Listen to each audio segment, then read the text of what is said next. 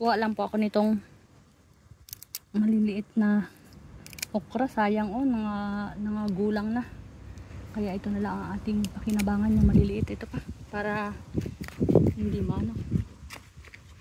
magulang. Ito pa maliit pa pero pwede na yan. Lalagay po ito sa sinigang na baboy. O, ayan, may tatlo. Tapos meron pa dun. Meron pa dito mga carolers. Ayan kasi sayang ito. Gaya nito. Ito pwede pa. Para hindi naman gumulang. Ayan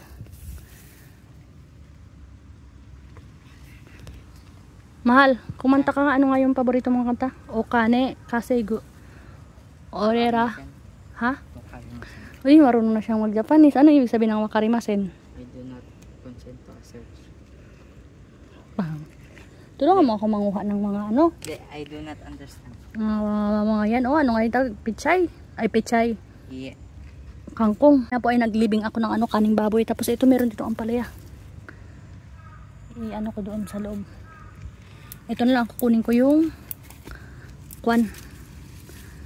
Ano nga ang tawag dito, mahal? Kangkongs. Ang tataba Tingnan nyo naman po. Hindi na ako lugi. Anong ginagawa mo? Hindi mo man ako tinutulungan ditong magkuha. Dalawa naman tayo nitong chichibog. Ha? Oo, tingnan mo Ayan, merong uods. Ilagay ko dyan. Halika na dito. No. Yeah. Yeah. Yeah. Itong anak ko ay isang shy type boy. Wakarimasen. Hindi ka nagmana sa iyong manahan. Ito ang payat pero ay meron din naman palang malalaki Kuha lang ako ng sapat. Ito pa Sa Daiso ko lang po ito binili ang buto for 50 yen.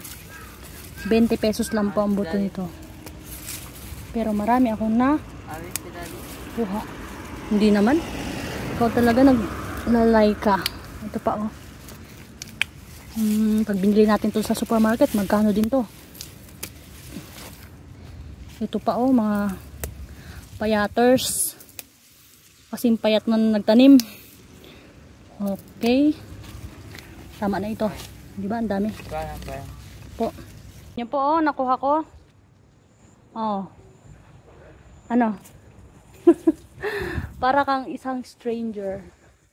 Hawakan mo muna to. Ayusin mo ng hawak. Bakit? Mahilig ka naman kumain yan Anong tatanong mo? Wait lang. Ito pa, meron pa. Para lumago lalo. Ilalagay ko yung iba sa tokwa. Para double purpose. Po. Ano yun? Ito pa mga dapat masipag kang tumulong kay mami. Kasi ikaw lang ang aking inaasahang tutulong sa akin. Ayan. Meron pa ba akong nakaligtaan? Tapos itong okra na 4 na piraso di ba? Tingnan nyo naman po. Ito pa ayusin wag ilaglag. Yan, meron pa doon marami pa akong kukuhanin sa ibang araw. Ano mahal? Korewanan Korewanan desu ka? Punta ka na doon sa kabila. Meron na tayo palagay sa sinigang. Anong tawag dyan? Sa English ito. Anong tawag sa English to? Sa English? Basic. Ano? Olives. Loko tong aking alalay Sayang isa na lang itong pataba. Sana. Silip nga tayo. Baka meron pa ditong mga matitira-tirang abing gunting mo. Mga pwede pang makuha-kuhaan. Abing mahiwaga mong gunting. Bakit? Asan na ba yung ayun Ayun sa gilid. Maliit pa yan, mahal. Kakainin mo ba? Sige, tagapitas lang talaga siya. Sana all. Ayusin ang pagkuha. Para naman kasing laki ng mo yan muscles. Wala na ba? Ayan, meron pa din ang palaya maliit. Huwag na lang yan. Hindi ko naman yan makakain at maliit pa. Ay, ito na muna. Meron na ako nakuhang mga gulay, oh. Mas Yung kangkong na kinuha ko kanina doon, ang dami po, oh. Nilagay ko muna sa tubig yung iba.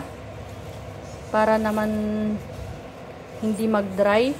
Kuha lang po ako ng ilang tangkay. Ilalagay ko po doon sa sinigang. Oh, ito, tama na po ito. Ganito lang kadami. Tapos yung mga ganitong tangkay, ibababad ko po sa tubig at itatanim ulit. Malay natin, tumubo pa. Madagdagan na yan, oh. Tingnan nyo po. Oh, 3 lutuan pala ito. Dami. At kumukulo-kulo na po ito. Ilalagay na po yung kangkong. Ito po lahat yung ilalagay ko, oh. Sariwa galing sa labas. Organic po ito mga ka-reelers. Pesticide free. Ang pataba po nito ay compost lang. May natira pa po kasing sinigang mix. Oh, expired na pala ngayon, oh. September. Ito yung ulam ko ngayong agahan. Kaya panigurado po. Ayan, tulo talaga ang pawis pag ito yung ulam. Mga kalahati lang po yung ilalagay. Tama na yan. Hindi po kasi ako mahilig sa sobrang asim na sinigang.